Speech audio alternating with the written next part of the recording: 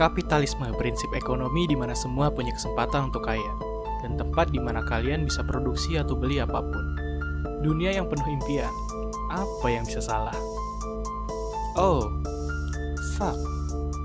Ya, kapitalisme telah menciptakan inovasi dan teknologi produksi yang luar biasa. Dan ditambah dengan konsumsi masyarakat yang kian tinggi, membuat produksi dilakukan dengan sangat masif. Hal ini menyebabkan adanya masalah dalam lingkungan. Produksi yang besar membuat banyak barang berpotensi menjadi sampah, terutama untuk produk FMCG.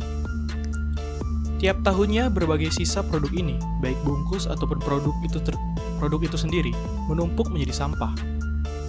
Ini menjadi masalah serius, karena jika dilihat kebanyakan sampah ini berakhir di tempat penampungan dan dibakar atau menjadi polusi. Solusi lainnya biasanya daur ulang. Banyak gerakan lingkungan menyerukan tentang adanya sistem daur ulang yang mumpuni untuk mengurangi pencemaran dan carbon footprint. Pemerintah di seluruh dunia juga telah memberikan berbagai solusi, dari bank sampah hingga berbagai regulasi. Namun, apakah masalah sampah ini hanya menjadi tanggung jawab pemerintah dan masyarakat? Bagaimana dengan korporasi yang memproduksi barang tersebut? Di mana jika kita lihat, besarnya jumlah sampah yang diproduksi juga bagian tanggung jawab dari korporasi yang memproduksi. Apa mereka tidak tersentuh dalam masalah ini? Sebenarnya, program daur ulang akan berimbas pada mereka juga. Uniknya, daur ulang ini akan didominasi oleh perusahaan swasta. Wow, mereka para kapitalis sudah menurunkan keserakahannya dan peduli pada lingkungan. Well, kita tidak hidup di dunia fantasi kan? Jadi, apa yang sebenarnya terjadi? Kenapa beberapa perusahaan peduli dengan sampah produksinya? Bagaimana ini dapat berdampak pada lingkungan?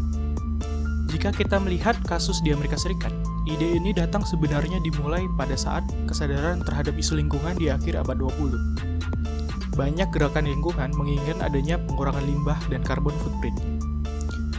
Ini terjadi karena pengelolaan limbah yang tidak ramah lingkungan, di mana sampah ini sebagian besar berakhir di penampungan sampah dan dibakar atau mencemari lingkungan. Gerakan ini melihat sudah saatnya membentuk pengelolaan limbah yang ramah lingkungan seperti daur ulang. Hal ini membuat adanya berbagai usaha pembentukan kebijakan mulai dari bank sampah hingga daur ulang. Namun pertanyaannya, bagaimana mereka melakukan itu? Hal ini tidak mungkin dilakukan pemerintah atau lembaganya sendiri. Kenapa? Karena banyaknya jumlah sampah dan tenaga kerja yang ada hanya akan membuat beban bagi anggaran dan pembayar pajak. Jadi, bagaimana cara mereka membuat program daur ulang ini? Pertama, adanya kebijakan mengenai proses daur ulang. Mulai dari jenis barang hingga bagaimana cara yang baik untuk melakukan daur ulang. Regulasi ini juga berkaitan dengan isu lain, seperti penurunan carbon footprint. Yang mana kalau ditarik lagi ke belakang, ada banyak hal yang turut serta dalam proses kebijakan ini, mulai dari kesadaran akan ancaman kerusakan lingkungan hingga perjanjian Paris Agreement. Setelah itu, mereka akan bekerja sama dengan pembisnis untuk membuka tempat pendaur ulang. Ya, pembisnis. Faktanya daur ulang sendiri sudah menjadi bisnis tersendiri. Permintaan yang besar terhadap barang daur ulang membuat bisnis ini menjadi booming. Dalam mekanismenya, biasanya sampah yang telah terkumpul akan disortir dan akan didaur ulang oleh perusahaan daur ulang, yang nantinya dijadikan bahan baku dan dijual ke produsen. Cara ini membuat sampah menjadi uang bagi pembisnis. Dan dari segi ekonomi, hal ini adalah sebuah kesuksesan tersendiri. Jika kita lihat penjelasan sebelumnya, demand untuk barang berlabel green bisa menghasilkan profit dan mendukung ketersediaan bahan baku produksi. Oleh karenanya, banyak perusahaan yang mencoba untuk menghilangkan middleman ini. Banyak dari perusahaan yang memiliki limbah yang cukup besar berusaha untuk membuat fasilitas daur ulang tertutupnya sendiri. Hal ini jelas mendatangkan keuntungan bagi perusahaan. Hal ini menjadi unik, di mana gerakan lingkungan pada akhirnya diindustrialisasi. Demand yang besar untuk barang berlabel green dan sistem daur ulang yang dikapitalisasi untuk membuat profit yang lebih besar. Lalu bagaimana dengan lingkungan? Apakah ini berperan besar terhadap pengurangan limbah? Dari regulasi yang ada dan praktik daur ulang yang dilakukan, memang terjadi penurunan terhadap sampah yang berakhir di penampungan. Namun demikian, jika kita lihat lagi, ada beberapa masalah dalam daur ulang ini. Pertama, jumlah produksi yang terus meningkat, di mana dengan jumlah yang terus meningkat, akan meningkatkan juga sampah yang tidak terdaur ulang. Kedua, regulasi yang ketat membuat daur ulang yang terjadi berusaha untuk menghindari aturan. Sebagai contohnya, hal yang dilakukan oleh perusahaan Amerika yang sebagian besar sampah daur ulangnya dikirim ke Cina. Hal ini sebenarnya merupakan skenario yang berisiko, di mana ketergantungan seperti ini dapat membuat masalah lingkungan akan semakin berat. Sebagai contohnya, saat perang dagang, pemerintah Cina memban sampah dari Amerika dan berpotensi meningkatkan sampah yang tidak terdaur ulang.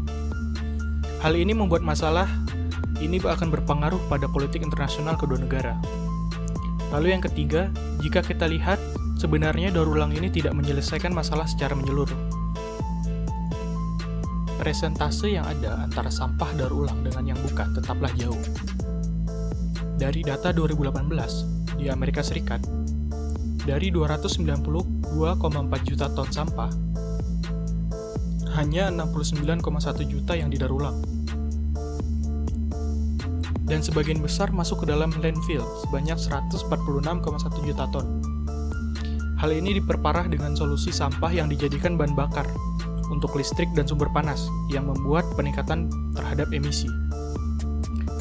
Pada akhirnya isu sampah yang mendorong adanya gerakan yang menginginkan pengelolaan sampah yang lebih baik. Dorongan ini setidaknya membuat pemerintah memberikan regulasi terkait daur ulang ini. Dengan adanya peningkatan gerakan lingkungan, juga membuat adanya demand terhadap barang berlabel hijau. Peningkatan daur ulang juga membuat banyak perusahaan besar seperti Coca-Cola membuat fasilitas daur ulang mereka sendiri. Hal ini dapat meningkatkan profit mereka karena menghilangkan middleman. Namun dengan global market dan global chain, isu ini dapat menjadi isu politik global. Namun dari permasalahan yang ada, hal ini membuat masalah kapitalisme diselesaikan oleh kapitalisme itu sendiri. Sekian.